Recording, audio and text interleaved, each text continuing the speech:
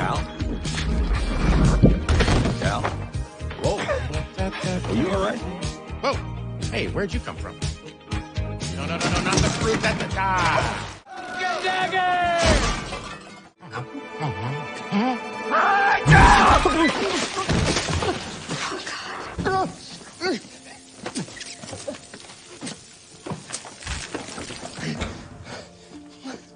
How'd it go? Oh my God.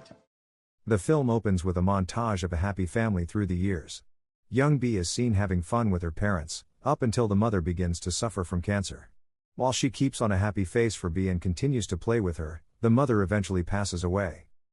Bee, now 12, moves in with her grandmother Margaret since her father is going in for heart surgery. He continues to act goofy and create fake friends to keep Bee's spirits up, but she doesn't let on that she is not amused. While visiting her father, Bee befriends a boy named Benjamin, who constantly gets himself injured and is seen playing with knight and dragon toys. At night, Bee goes out to buy a charger for her mother's old camcorder but sees an unusual-looking creature. When Bee calls out to her, assuming it's another child, the creature reacts with surprise that Bee can see her. She runs into the building, and Bee follows her upstairs. She hears the creature's voice behind another door, talking to a man named Cal, who lives on the floor above Margaret. Although Bee tries to talk to the creature, Cal insists there is nobody there, and at that moment an old lady comes out from the other side. Scared, she runs back to her grandma's apartment.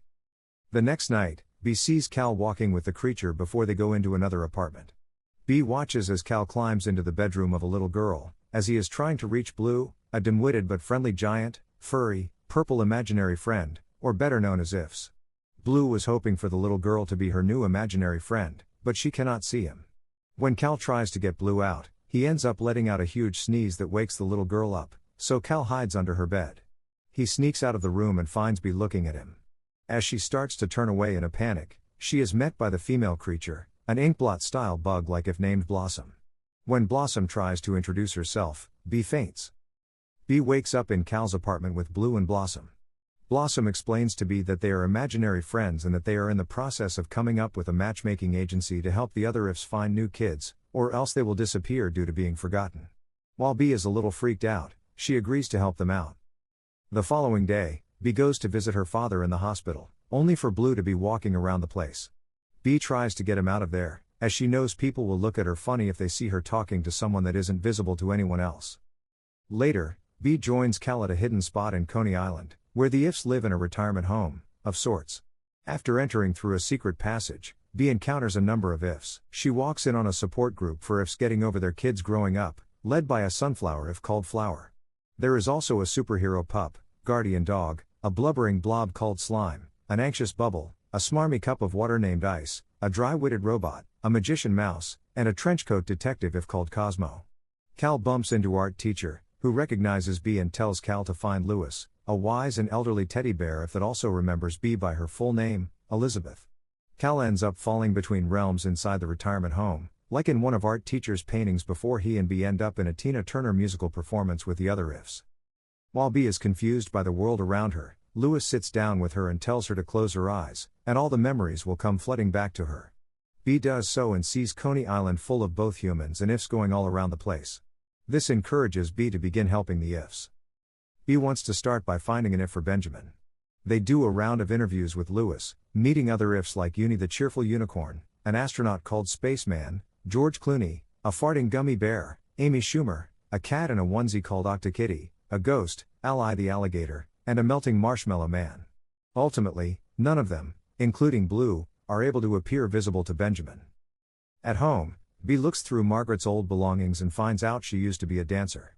To her surprise, she finds Blossom in one of the pictures, meaning she used to be Margaret's If.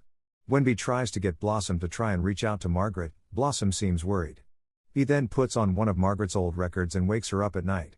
Margaret ends up dancing once again, and this causes Blossom to not only dance alongside her, but she glows and grows butterfly wings since Margaret now remembers her.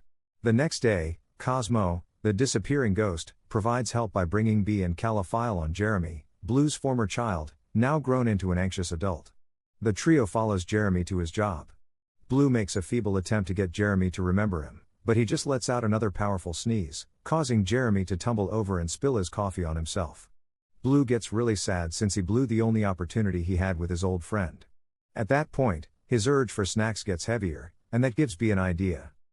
When Jeremy is about to go to a meeting, the trio enters the building.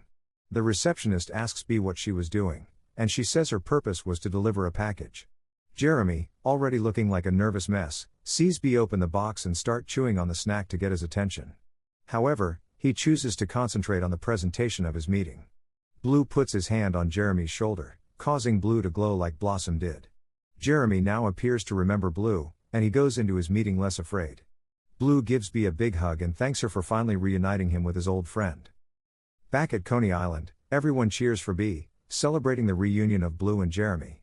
When Bea gets home, she finds Margaret looking worried. Margaret informs her that her father had a health issue at the hospital.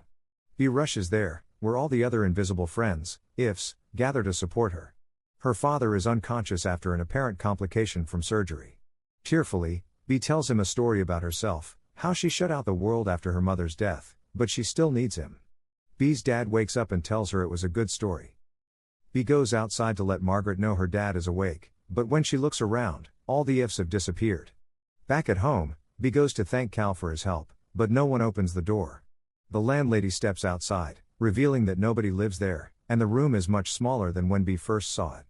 Bea looks at one of her old drawings, along with a clown like if she named Calvin. It turns out Cal was Bea's if the entire time. Bea closes her eyes, letting her memories come back, and all the ifs return before her eyes. She thanks them all for helping her out. Bea's dad leaves the hospital and picks her up so she can move back in with him. As Margaret watches them leave, she expresses hope for the two of them. She then turns to Blossom and speaks to her. Blossom gasps with delight. Next, Cal takes up the job of reuniting the ifs with their old friends, starting from the receptionist to the hospital nurse, including Benjamin, who's always having fun with his dragon toy.